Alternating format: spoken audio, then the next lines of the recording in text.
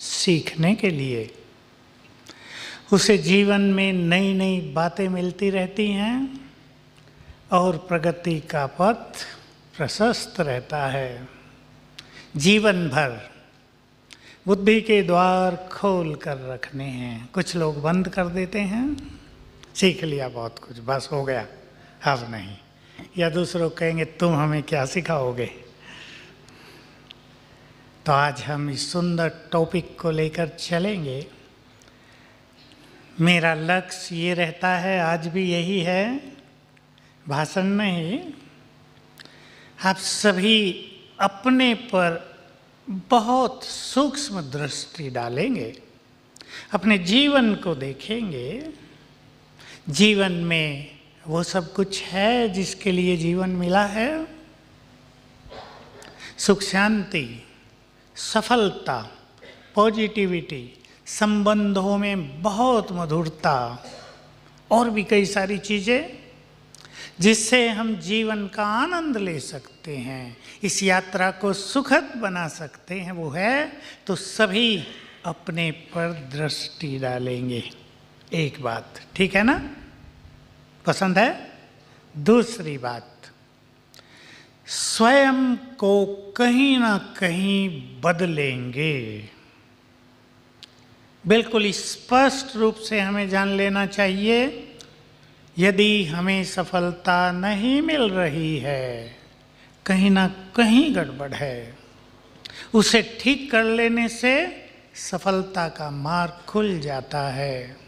यदि हमारे संबंधों में कड़वाहट है तो कहीं ना कहीं हमारी भी मिस्टेक है, हमें उसे ठीक कर लेना चाहिए। यदि हम खुश नहीं रहते जीवन में तो कहीं ना कहीं हमारे चिंतन की गड़बड़ है, उसे ठीक कर लेना चाहिए। स्वपरिवर्तन, क्या हम वैसे ही बोलते हैं दूसरों से जैसे बोल हम सुनना चाहते हैं? क्या बोलने की कला हमने सीख ली है? चेक करेंगे और चेंज करेंगे। ये दो लक्ष्य हैं आज की इस चर्चा के। तो जब आप सभी इस क्लास के बाद उठेंगे, थोड़ा उठेंगे या नहीं उठेंगे, आपको अपने को चेंज कर लेना है। और छोटी सी चेंज से जीवन बहुत सुंदर हो जाता है। मेरे पास बहुत सारे एग्जाम्पल हैं, लोग आते हैं मेरे पास, तो हमें देख लेना है। सभी बुद्धिमान बैठे हैं भाई बहने। बुद्धिमानी का प्रयोग अपने को सुखी और शांत बनाने में कर लेना चाहिए। हमारी बुद्धिमानी ऐसी ना हो जो हमें ही परेशान कर दे। मैं एक बात हंसी में ही कहा करता हूँ कि आज जितना बुद्धिमान मनुष्य पहले कभी नहीं था, ठीक है, लेकिन बुद्धिमान मनुष्य जितना आज परेशान है उतना भी पहले कभी नहीं था। बुद्धि तो बहुत हो गई, लेकिन सद्बुद्धि, सद्विवेक, सद्ज्ञान, उसकी बहुत ज़रूरत है। हमें कॉलेजों में जाने का मौका मिलता है, स्टूडेंट से बिल्कुल फेस टू फेस, थोड़े स्टूडेंट कहीं 200 कहीं 300 बैठे होते हैं, डायलॉग करने का मौका मिलता है। मैं उनसे पूछता हूँ, आपकी एजुकेशन केवल इन्फॉर्मेशन है या नॉलेज है? अब उनको इतना ज़्यादा पता नहीं होता इन दोनों में क्या अंतर है, इन्फॉर्मेशन है या नॉलेज है। एक दो बच्चा उत्तर देता है, हमें तो जो पढ़ाया जाता है हम रट लेते हैं, एग्ज़ाम में इतने नंबर लाना हमारा लक्ष्य होता है, बाकी हमें कुछ पता नहीं। प्रोफेसर बता देते हैं कोई कि आजकल की एजुकेशन इन्फॉर्मेशन बन गई है, वो विद्या नहीं रह गई है। इसलिए हमें इन चीज़ों को अपनी विद्या बनाना है, अपना विजडम बनाना है, अपना विवेक बनाना है, ताकि वो हमारे जीवन को प्रभावित करते ही रहे। तो बहुत सारे पहलू इसके हम आज लेंगे और सभी एंजॉय भी करेंगे, परिवर्तन भी करेंगे, अपने बच्चों को भी सिखाएंगे। शुरुआत करता हूँ। कई कपिल्स मेरे पास आते हैं, स्त्री पुरुष। एक की कहानी सुना रहा हूँ, ये बात मैं कईयों से कर लेता हूँ। आयु होगी उनकी लगभग 45 साल। दोनों आकर बैठे और बैठते ही कहा, भाई जी हम दोनों बहुत लड़ते हैं। सीधा, हमें ऐसी विधि बताओ हमारी लड़ाई बंद हो जाए। मैंने देखा चेहरा लगते तो पढ़े लिखे हैं। मैंने पूछा क्या करते हैं आप दोनों? हम दोनों ही लेक्चरार हैं। क्या क्वालिफिकेशन है? एमए एमफिल हैं दोनों। बहुत अच्छी बात है। मैंने उनको अप्रिशिएट किया और फिर पूछा, ये बताओ अब डीपली सोच के आप दोनों में से बुद्धिमान कौन है? अब वो दोनों एक दूसरे को देखने लगे। कौन कहे मैं हूँ, कहते भी थोड़ा होता है ना, लोग गलत समझेंगे। मैंने कहा ठीक है, आप दोनों ही बुद्धिमान हैं। अब मुझे ये बताओ आप दोनों में से समझदार कौन है? तो बहन ने तुरंत उत्तर दिया, मैं हूँ। बहुत अच्छी बात थी ये। मैंने भी यही सोचा था, ये बहन ही कहेगी मैं हूँ समझदार। तो मैंने बस उनको कहा, जो समझदार है उसे झुककर चलना चाहिए। और उसने स्वीकार किया। अब ताली भाइयों ने बजाई या बहनों ने? अच्छा, दोनों ने बजाई। उसने स्वीकार किया और ये सच्ची बात है, उनके झगड़े समाप्त हो गए। हम जब एक दूसरे के विचारों को सम्मान नहीं देते, जब ये सोचते हैं मैं ही राइट हूँ, तब ये संघर्ष प्रारंभ होते हैं। और आप में से कईयों को शायद अनुभव हो, मैं तो नहीं चाहता किसी को अनुभव हो, संबंधों की कड़वाहट का। जहाँ पति पत्नी के बीच थोड़ा क्लेश है, वो अच्छा नहीं रहता, क्योंकि उसका प्रभाव बच्चों पर बहुत बुरा पड़ता है। और आपस में भी जो सुख जीवन का मिलना चाहिए वो मिलता नहीं है। तो हमें एक दूसरे के विचारों को सम्मान देकर चलना है। एक प्रश्न सभी अपने से पूछेंगे, बिल्कुल अंदर जाएं आप अपने और पूछें, मेरा ईगो महत्वपूर्ण है या संबंधों का सुख? क्या है? ईगो हम में था थोड़ा ही, ये तो आया है बाद में। आज आपने सवेरे आत्मा का लेसन सुना है।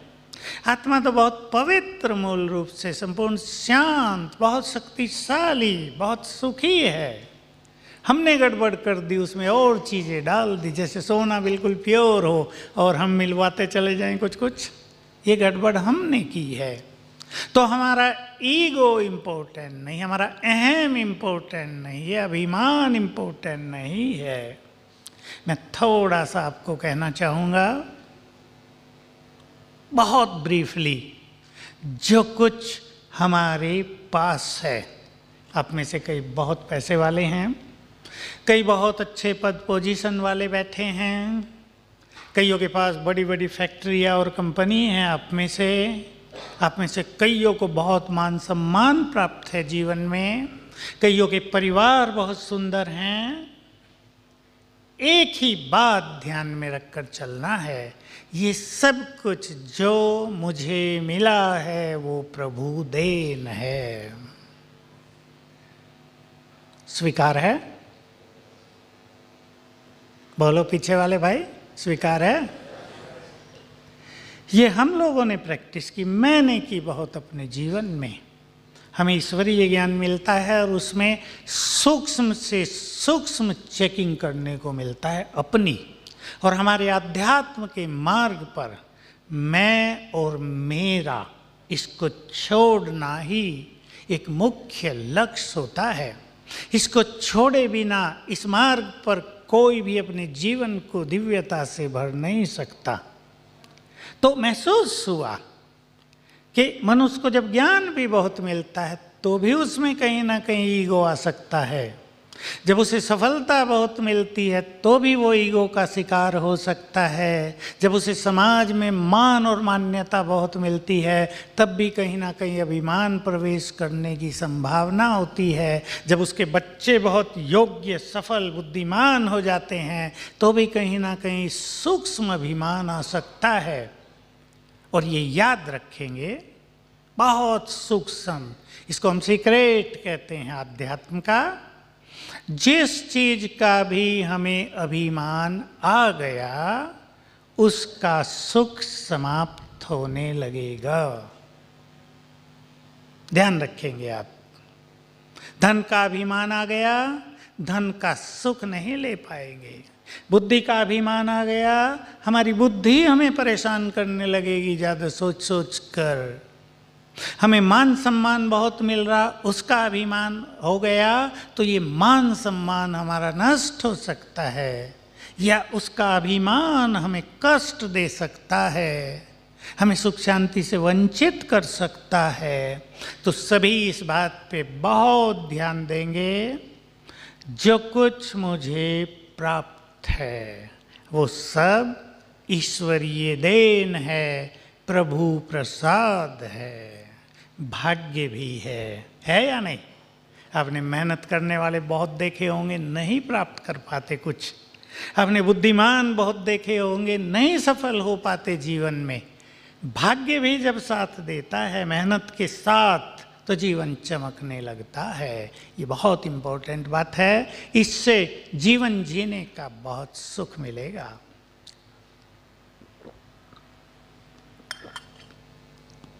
दूसरी चीज, मनुष्य का क्रोध उसका बहुत बड़ा शत्रु है या नहीं? क्रोध की तो कितनी कहानियां आती हैं। आप सब तो बड़े हैं, आजकल की जो नई पीढ़ी है, जो हाईली एजुकेटेड है, जैसे हमारी एजुकेशन की बात मैंने की, हमारी एजुकेशन में एक और निगेटिव एस्पेक्ट आ गया है, और वो है कि हमारी ये शिक्षा डिग्री तो देती है पर मनुष्य को नम्र नहीं बनाती, अभिमानी बना देती है। ये बहुत हो रहा है। जिसने हायर एजुकेशन लेके अपने को नम्र नहीं बनाया, अपनी बुद्धि को अच्छा नहीं किया, उसके संबंधों में टकराव रहता है। देखिए, मैं 2-4 उदाहरण दे देता हूँ आपको एक मिनट में। एक लड़की की शादी हुई, मेरे पास आई है वो, एक बच्चा हुआ। ये है बैंक मैनेजर, इसने BE और MBA कर लिया, बैंक मैनेजर ये है। इसका पति वो बैंक ऑफिसर था।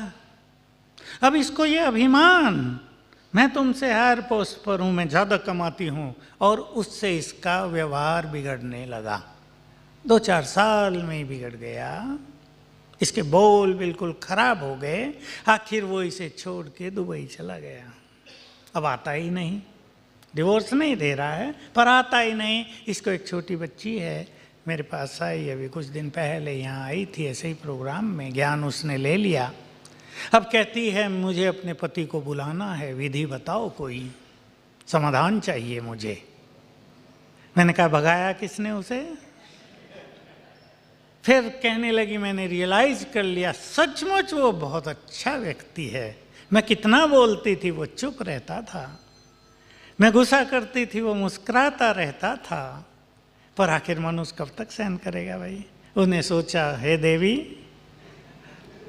मुझे विदाई दो, अब सुखी है बहुत। बिल्कुल सच्ची घटना है, जरा भी मिक्स नहीं कर रहा, मैं कम सुनाया है। दूसरी घटना अभी 2-3 दिन पहले की। एक का ऐसे ही फोन आता है, शादी हुए 1 साल हुआ है, अब मेरा पति कल ही चला गया है, कहाँ गया मुझे पता नहीं। मैंने 1-2 फ़ोन किया, शुरू में उसने उठा लिया, कल बस मैं इधर हूँ, मैं ठीक ठाक हूँ, तुम भी ठीक रहना। आज सवेरे से मैंने उसको, दोपहर का टाइम था 3 दिन पहले, आज सवेरे से मैंने उसको 100 फोन कर लिए, मेरे फोन उठाता ही नहीं। अब मैं बहुत दुखी हूं, कुछ विधि बताओ मेरा पति वापस आ जाए। मैंने कहा क्रोध कर लिया था। हाँ, क्रोध मुझे बहुत आ गया था, मैंने उसकी भावनाओं को बहुत हर्ट कर दिया और वो चला गया है। मैंने उसे हंसी में कहा, मेरी मानो तो एक काम कर लो, 7 दिन तक उसे फ़ोन ना करो, आप ही आ जाएगा। पर ये कहाँ संभव, जो सवेर से दोपहर तक 100 फ़ोन कर चुकी वो फ़ोन ना करे 7 दिन, क्योंकि साइकोलॉजी है ये, अगर वो नहीं करेगी तो वो करेगा फिर। तो बहुत परेशान। मैं सोचने लगा, देखो क्रोध मनुष्य के जीवन को कितना नरक तुल्य बना देता है। क्रोध में मनुष्य कड़वे वचन बोलता है, उसका विवेक नष्ट हो जाता है, घाव कर देता है दूसरों को, और संबंधों में दूरी बन जाती है। ऐसे कई उदाहरण हैं। हम सभी इस जीवन का सुख लेने के लिए अपने क्रोध का शमन करें। क्रोध बहुत बुरा है। कैसे करें? मैं अपनी सभाओं में तो पूछा करता हूँ, जहाँ ब्रह्मा कुमार कुमारियाँ बैठते हैं ना, 1000 की अगर सभा है, मैं पूछता हूँ कितनों ने अपना क्रोध बहुत छोड़ दिया है। तो ये मैं आपको बहुत खुशी की बात सुनाता हूँ, 60% लोग हाथ उठाते हैं, भाई बहनें, हमारा बहुत सारा क्रोध छूट गया है। क्या आपसे पूछ सकता हूँ किस किस को कभी कभी क्रोध आ जाता है? अरे 100%, ठीक है। छोड़ना है इसे, क्योंकि क्रोध से क्या क्या नुकसान होते हैं जरा ध्यान दे। एक बहुत सूक्ष्म चीज, मैंने इस पे अब से 50 साल पहले से बहुत ध्यान दिया था अपने पर, और तब मुझे एक साइकोलॉजिस्ट ने एक बहुत गहरा सीक्रेट बता दिया था। उन दिनों तो चारों ओर के वातावरण में निगेटिव एनर्जी इतनी नहीं थी 50 साल पहले, अब तो बहुत ज़्यादा है। उसने कहा जब मनुष्य को क्रोध आता है तो वो जुड़ जाता है संपूर्ण निगेटिव एनर्जी से, और ये निगेटिव एनर्जी उसमें प्रवेश करने लगती है। इसलिए आप देखेंगे ज़्यादा क्रोध करने से हाई ब्लड प्रेशर हो जाता है, हार्ट बीट बढ़ जाती, कई परेशानी तो शरीर में होने लगती हैं, खुशी नष्ट हो जाती है, एकाग्रता नष्ट हो जाती है, काम में मन नहीं लगेगा। और किसी समझदार व्यक्ति को गुस्सा आ गया, वो पछताएगा बहुत फिर कि ये गलत हो गया, मुझे नहीं करना चाहिए था। तो छोड़ने के लिए मैं आप सभी को एक छोटी सी विधि बताता हूँ। मैंने तो बहुत विधि अपनाई अपने लिए और सिखाया भी बहुतों को, और बहुत लोग सफल हुए इसमें। मैं आत्मा शांत हूँ। सवेरे जब भी आप उठें 7 बार डीपली संकल्प कर लेना, स्वीकार करते हुए, मैं शांत हूँ, स्वीकार कर लें। शांति मेरी नेचर है, स्वीकार कर लें। शांति बढ़ने लगेगी, क्रोध घटने लगेगा। क्रोध मेरा संस्कार नहीं है, मेरा संस्कार तो प्रेम है। प्रेम बढ़ने लगेगा, क्रोध घटने लगेगा। तो ये अभ्यास करने से और थोड़ा ध्यान देने से, एक है कभी क्रोध आ गया, कोई बात ही ऐसी थी, उसका कोई महत्व नहीं है। लेकिन क्रोध अगर हमारी नेचर बन जाए, वो खतरनाक है, क्योंकि उससे हमारे ब्रेन को बहुत बैड एनर्जी जाती है, डैमेज करती है वो ब्रेन की शक्तियों को बहुत ज़्यादा। इसलिए इस पे बहुत ध्यान देना है। एक्सपेक्टेशन से क्रोध बढ़ता है। हम चाहते हैं दूसरा व्यक्ति बिल्कुल ठीक काम करे, वो नहीं करता तो गुस्सा आता है, बिल्कुल नेचुरल बात है। वो रोज़ काम बिगाड़ रहा हो, थोड़ा बहुत गुस्सा आता है। लेकिन फिर भी अपने को शांत करना अपने हाथ में। कई लोग पूछते हैं कि हमारे यहाँ तो क्रोध से काम चलता ही नहीं, नौकर कई काम करते हैं, क्रोध के बिना वो सुनते नहीं। क्या करेंगे? महावीर जी का बहुत अच्छा उदाहरण है कि एक सांप था, बहुत काटता था लोगों को, लोग कहानियां हैं। लोगों ने शिकायत की, स्वामी जी ये सांप बहुत तंग करता है, कोई इस रास्ते से नहीं जा सकता। स्वामी जी ने नाग को समझाया, भाई थोड़ा काटा ना करो, ये भी प्राणी है। नाग चुप हो गया। अब अगले दिन लोग निकलने लगे और देखा सांप देवता तो चुप हैं, तो पत्थर मारने लगे, घायल कर दिया बेचारे को। फिर स्वामी जी आए, कहा ये आपने मुझे शिक्षा तो दे दी, पर लोगों ने तो मुझे घायल कर दिया, मैं क्या करूं? याद है, सुना होगा कि मैंने काटने को ही तो मना किया, फुंकार मारने को मना थोड़ा ही किया था। मार दिया करो कभी कभी।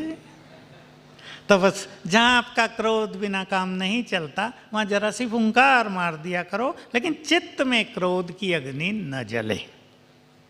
ये एक तरीका है। जैसे ड्रामा किया जाता है ना, फिल्म वाले भी तो क्रोध कर देते हैं ना, लेकिन वो अंदर से थोड़ा ही आता है। बस काम हुआ और मन शांत। लेकिन जितना प्यार का माहौल आप अपने कर्म क्षेत्र पर बनाओगे, उतना ही कार्य बहुत सरल होगा। हाँ, मुझे बात याद आ गई। मैं आप सब में से कई लोग जनरल मैनेजर, डायरेक्टर्स और मैनेजिंग डायरेक्टर्स भी बैठे हैं, मुझे मिले हैं। मैं एक छोटा सा अनुभव सुनाऊं अपने किचन का। नीचे शांतिवन में हमारा बड़ा किचन बन गया। अब से 20 साल पहले की बात है। 10,000 लोग आने लगे हर ग्रुप में, और कई ग्रुप आने लगे। हमारे पास स्ट्रीम सिस्टम है, तब था, अब थोड़ा दूसरा बन गया है। हमारा भोजन 2 घंटे में बनता था, एक टाइम का। हमारी टीम बहुत यूनाइट। हम लोग लक्ष्य रखते हैं सभी कार्यकर्ताओं में प्रेम हो, जरा भी झगड़ा ना हो, कहा सुनी हो ही नहीं, नो क्लैश, बहुत शांति से। और हमारे यहाँ जो स्पिरिचुअल प्रैक्टिसेज हैं राजयोग की, वो करते रहते हैं। अब आगे सुनो। 2 साल के बाद 12,000 आने लगे, तो भी भोजन 2 ही घंटे में बनता था। अगले 2 साल के बाद 15,000 आने लगे, तो भी भोजन 2 ही घंटे में बनता था। हमारी टीम वही थी। फिर 18,000, 20,000, तो भी भोजन 2 ही घंटे में बनता था। फिर 25,000, तो भी 2 ही घंटे में। अब नया सिस्टम लग गया, वो बहुत सुंदर है, आप देख कर जाना। नीचे यहाँ भी है छोटा सा उसका मॉडल। अब हम 40,000 तक का भोजन वहाँ बना सकते हैं केवल 1.5 घंटे में। बहुत ही अच्छी बात है। मैं आपको ये बात इसलिए नहीं सुनाई कि मैं यहाँ की महिमा कर रहा हूँ, मैंने इसलिए सुनाया, अगर टीम यूनाइट हो, अगर हम अपने प्रेम की शक्ति से, अपने सुंदर बोल की शक्ति से, एनकरेज करने की नेचर से, अप्रिशिएट करने की नेचर से अपने टीम को यूनाइट कर लें, तो बड़े बड़े काम सहज हो जाएंगे। ये कुछ बातें मैंने कही आपको। दूसरों को अप्रिशिएट करना, प्रशंसा करना उनके कार्यों की। वो गलती कर दे तो उन्हें प्यार से सिखा देना, उन्हें एनकरेज करना, उमंग उत्साह दिलाना, उनकी आंतरिक शक्तियों को जगा देना, माहौल को बहुत स्वीट, साइलेंट और लविंग बना देना। इससे हमारे कार्य बहुत सहज हो जाते हैं। और स्पिरिचुअल पावर जब हमारी बढ़ जाती है, जब हम राजयोग करते हैं, हमारे इस अध्यात्म में एक बहुत सुंदर सिद्धांत है। यदि तुम्हारे मन की स्पीड धीमी रहे, ध्यान देंगे, सभी बुद्धिमान भाई बहनें बैठे हैं, यदि तुम्हारे मन की स्पीड धीमी रहे तो तुम्हारी एफिशिएंसी डबल हो जाएगी। बहुत सुंदर अनुभव आप अपने जीवन में, अपने कर्म क्षेत्र पर इस संबंध में कर सकते हैं। ये कला है संसार में सुखी सफल जीवन जीने की। मैं एक उदाहरण देता हूँ। आज मैंने किसी एक छोटे ग्रुप को, भाई आए थे, उनको दिया ये। कुछ साल पहले की बात है। दिल्ली के पास के एक सिटी का एक युवक मेरे पास आया था। क्या समस्या थी उसकी? वो जैन परिवार से, 3 ही लोग, माँ बाप और वो अकेला लड़का 22 साल का। उसने अपनी कहानी सुनाई। मैं सुसाइड करने के लिए रेलवे लाइन की ओर जा रहा था, तंग हो गया था। 22 साल का, उस सिटी के सबसे साहूकार लोग, नगर सेठ, कहा रास्ते में मुझे मेरा बचपन का साथी मिल गया, हम दोनों पढ़ते थे, वो ब्रह्मा कुमार बन गया था। उसने मुझे कहा मुस्कुराते हुए, कहाँ जा रहे हो? मेरे चेहरे पे तो उदासी छाई हुई थी, मर जाता हूँ अब। मैंने सारी कहानी सुनाई। उसने कहा चलो मर तो जाना, मरने से पहले मेरे साथ एक बार ज्ञान सरोवर चलो, माउंट आबू। अभी मरना तो वो भी नहीं चाहता था, सचमुच नहीं चाहते, मरने वाले मरना नहीं चाहते, वो तो जाते हैं उधर को। मेरे पास कई कहानियाँ हैं, जाते हैं। एक उड़ीसा के बिजनेस वाले कहानी सुना दूँ बीच में ही, 3 साल पहले की है। मुझे फ़ोन किया, मेरा फ़ोन ऑन था, ऑल ऑफ ए सडन उस टाइम कहा भाई जी मैं मरने के लिए नदी के किनारे एक ऊंचे टीले पर आ गया हूँ। तो मैंने कहा तो कूदो ना। नहीं, डर लग रहा है, डर लग रहा है। मैंने कहा तो चलो वापस। चल दिया फट से मेरे कहते ही।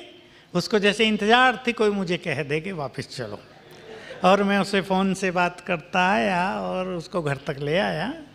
और मैंने कहा आप सुखी रहो, मरने की ज़रूरत नहीं, मरते तो वो हैं जो बहुत कमज़ोर होते हैं।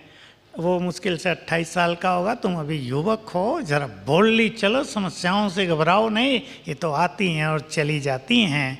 और वो खुश हो गया। और आप हैरान होंगे, 2 साल पहले फिर मैं उनके जिला ब्रह्मपुर है, ब्रह्मपुर नहीं कुछ और है, जहाँ मिसाइल्स का ये होता है, हाँ चांदीपुर, वहाँ तो मैं गया था प्रोग्राम में। तो वही मुझे लेने आया कार में, मुझे पता नहीं था कौन है।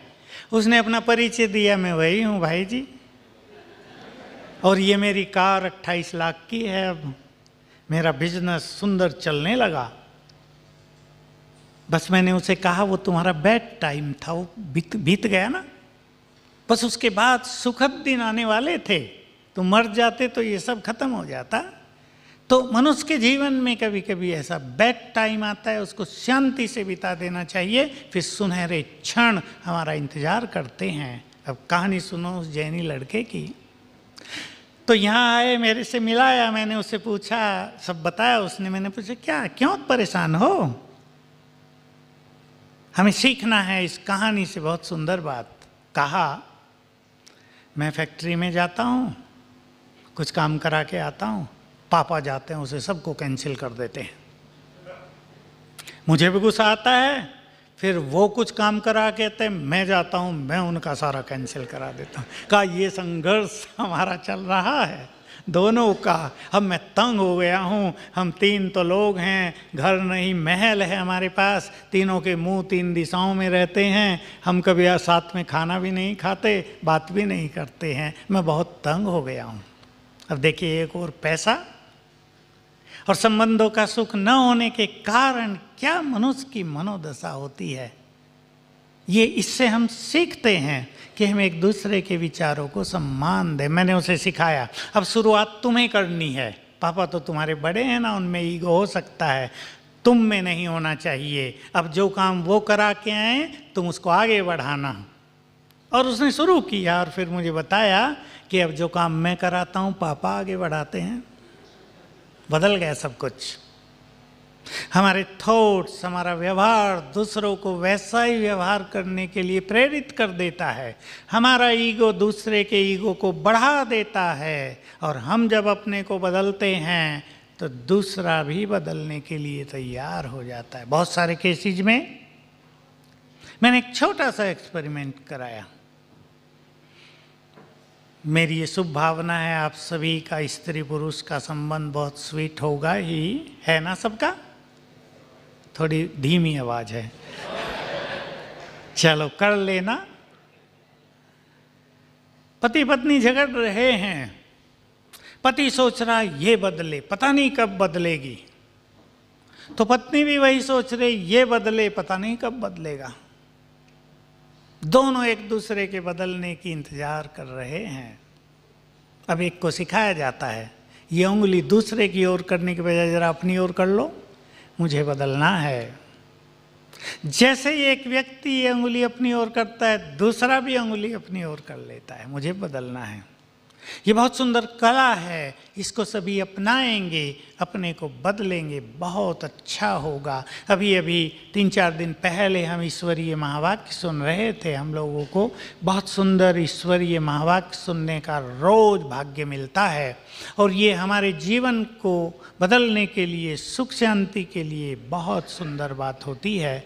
मैं तो देखता हूँ रोज सवेरे 7 से 8 का टाइम मेरे जीवन का सबसे सुंदर समय होता है, कभी 6:30 से 8 का, जब हम ईश्वरीय महावाक्य सुनते हैं। और वो सुंदर बातें रोज हमारे विचारों को आनंदित करती हैं, नए विचारों का सृजन होता है, अपनी कमियों पर दृष्टि जाती है, उसको हम निकालते हैं।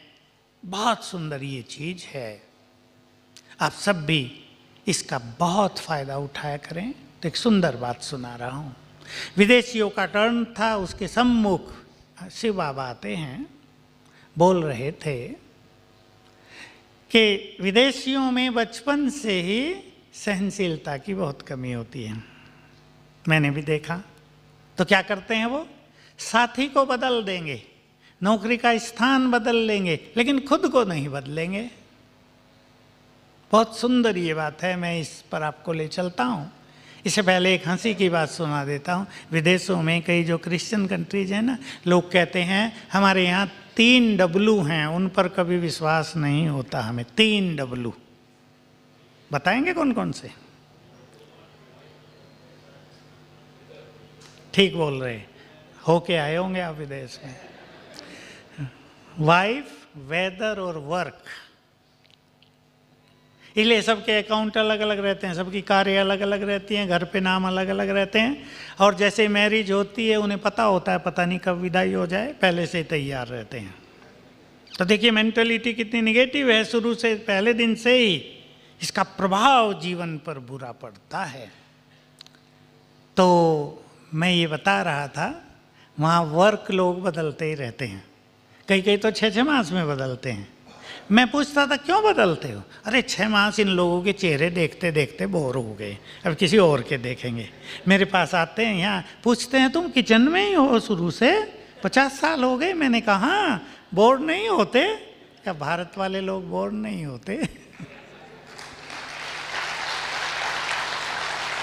एक हंसी की बात और सुना देता हूँ, वो आपको बहुत पसंद आएगी। ऑस्ट्रेलिया में मैं था तो लगभग 30 पब्लिक प्रोग्राम हुए, रोज एक होता था, होटल्स में हॉल होते थे, वो लिया और लोग आए। तो मुझे रोज ही कहते थे भाई 45 मिनट लेक्चर करना है और बाकी आगे क्वेश्चन आंसर। जब 5-7 बार हो गया तो मैं उन्हें पूछा 45 मिनट ही क्यों? मैं घंटा लेक्चर कर देता हूँ ना। कि नहीं 45 मिनट ही क्यों? हमारे यहाँ ये मान्यता है, प्रबल मान्यता है कि मनुष्य की बुद्धि की ग्रहण शक्ति केवल 45 मिनट है, उसके बाद तुम समझाओगे तो ऊपर से जाएगा। मैंने कहा तो हमारे भारतवासी बहुत पावरफुल हैं, जो घंटों घंटों सुनते रहते हैं, बीच में सो भी लेते हैं, फिर सुन लेते हैं। और ये सत्य है। सबसे पावरफुल देश और महान देश ये भारत ही है। अब तो पावरफुल उन्हें कहने लगे ना जिनके पास एटॉमिक एनर्जी ज़्यादा हो या पैसा ज़्यादा हो। पैसा तो हमारे देश में भी कम नहीं है, एटॉमिक एनर्जी भी है, पर सबसे अधिक शक्तिशाली देश वही होगा जिसके मनुष्य चरित्रवान होंगे, जहाँ खुशी का माहौल होगा, जहाँ कोऑपरेशन होगा, सिंपल भाषा में कहें जहाँ पारिवारिक प्यार और संबंधों में लोग बंधे होंगे। विदेशों में क्या होता है? बाइक वाला गिर गया, एक्सीडेंट हो गया है, लोग रुकेंगे नहीं, आगे जाके पुलिस को फ़ोन करेंगे, देखो भाई कोई एक्सीडेंट हो गया। और हमारे भारत में कोई एक्सीडेंट हो जाए तो 100 लोग आ जाते हैं फट से। चलो कोई लड़ने भी आएगा लेकिन मदद करने बहुत आते हैं ना। तो हमारा देश सचमुच बहुत ब्यूटीफुल है। ये केवल गीत गाने के लिए नहीं, ये सोने की चिड़िया था, ये सचमुच सोने की चिड़िया था। और यहाँ के मनुष्य भी स्वर्ण तुल्य ही थे, देवी देवता थे। मैं आपको और इसमें जोड़ दूँ कुछ बात। इसी स्टेज पर हमारे यहाँ 2-4 साल पहले ही रशिया में हमारे बहुत सारे सेंटर्स हैं, तो वहाँ की 21 कन्याओं ने अपने जीवन को समर्पित किया था। जैसे यहाँ देखते हैं ना आप, ये सफ़ेद वस्त्रधारी बहनें, हम लोगों ने अपना जीवन समर्पित किया हुआ है इस ईश्वरीय कार्य के लिए। तो 21 कन्याओं ने किया था एक साथ। तो उनमें से 9 यहाँ आई थी। तो उन्हें कहा गया एक को कि अपना अनुभव सुनाओ। तो एक यहीं बैठी और उसने कहा, मैं भगवान की खोज में भारत में 4 बार आई। जब उसने समाप्त किया तो मैंने उससे पूछा, अमेरिका क्यों नहीं गई? लोग तो अमेरिका जाते हैं ना। सोचो आप भी, भगवान की खोज के लिए कोई निकला हो तो कदम किधर आएंगे? केवल भारत में। शांति की किसी को तलाश हो तो वो भी भारत की टिकट कटाएगा। किसी को ज्ञान चाहिए वो भी भारत में आता है।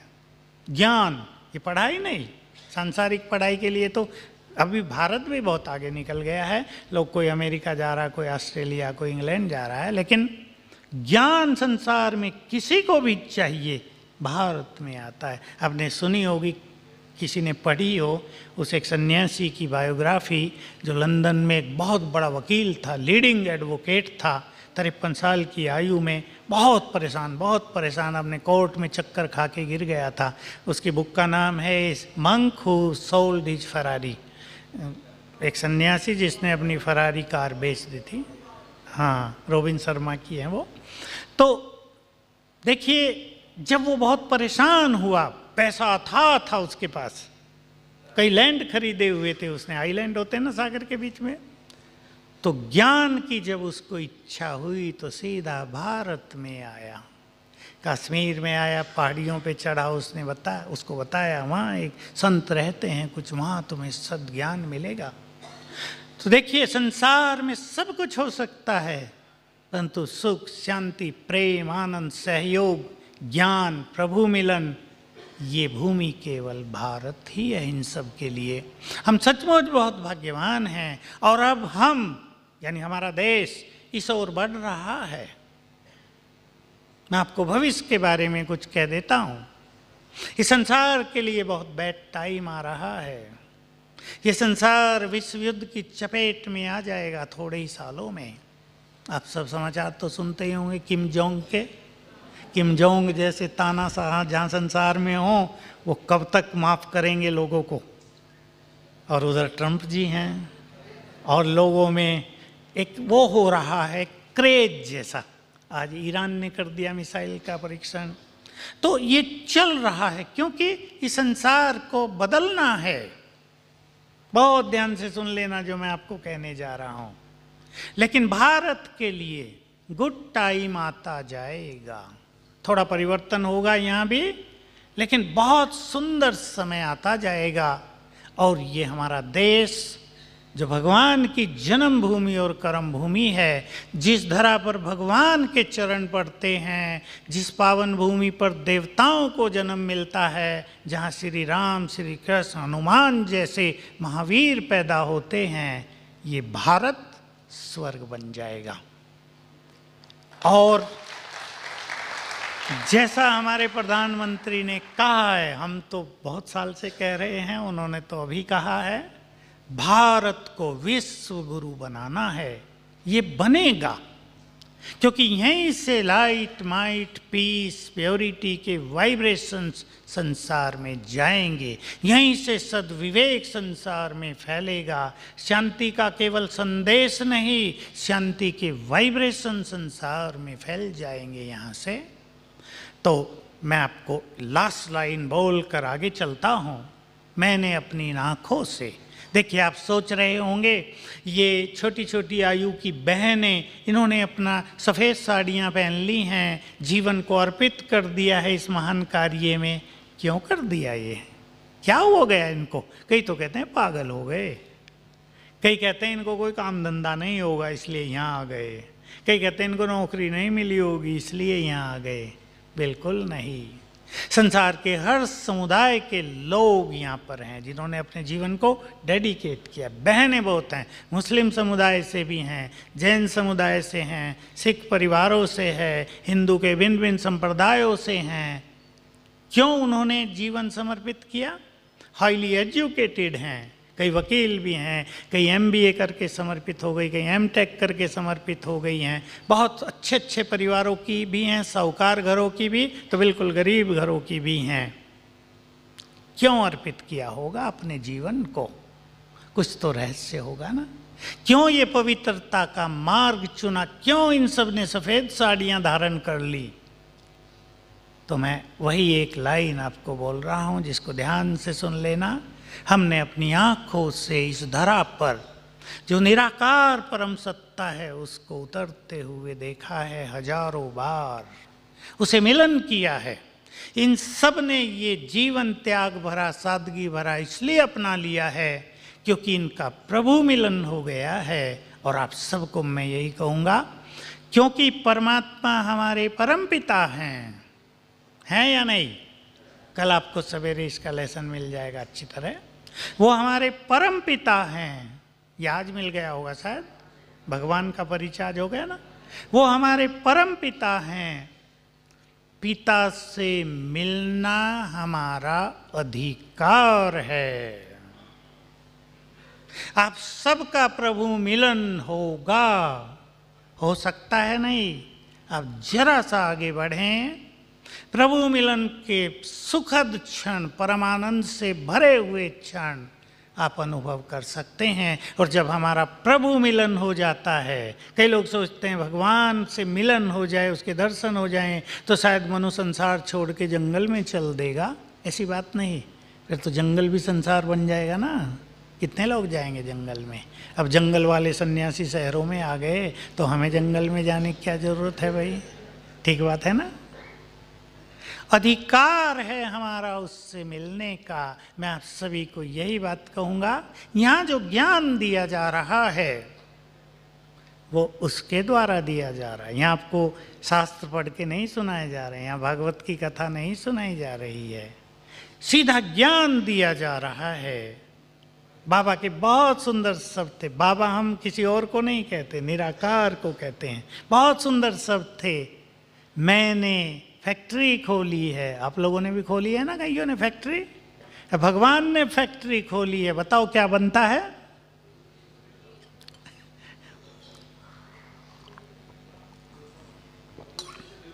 मनुष्य से देवता बनाने की फैक्ट्री। हो सकती है ऐसी फैक्ट्री संसार में कहीं? उसके लिए किससे परमिशन लेने की जरूरत नहीं, कुछ भी जरूरत नहीं पड़ती। हम सभी देव कुल में थे सतयुग में। अब जीवन जीने का मार्ग सीखेंगे सभी, और उस बात पे मैं आऊँगा जो विदेशियों की बात मैं कर रहा था। हम सभी देव कुल में थे, तभी देवताओं से हमारा बहुत प्यार है या नहीं? देवताओं के चित्र देखेंगे, कोई माने या न माने सम्मान जरूर रहता, शीश झुक जाता है, क्योंकि वो हमारे हैं, हमारे पूर्वज हैं वो, हम उनके ही वंशज हैं। हम भी देवी देवता थे। सबने चलते फिरते कहीं ना कहीं सुना है भारत में कितने देवता थे? 33 करोड़। तो वो हम ही सब थे ना। वो कहीं आसमान में थोड़ा ही चले गए। हम सब जन्म लेते लेते अब यहाँ आ गए हैं। अब अपने पूर्वजों को सम्मान अर्पित कर रहे हैं। उसे पूजा पाठ कहते हैं। पूजा पाठ और कुछ नहीं, अपने पूर्वजों को सम्मान देना। तो ध्यान देंगे, हम सभी के अंदर देवत्व है, देव संस्कार हैं हमारे अंदर। उन्हें जगाएं तो बाकी जो बुरे संस्कार आ गए हैं वो आपे ही खत्म हो जाएंगे, और ये जीवन बहुत सुखी हो जाएगा, आनंदकारी हो जाएगा।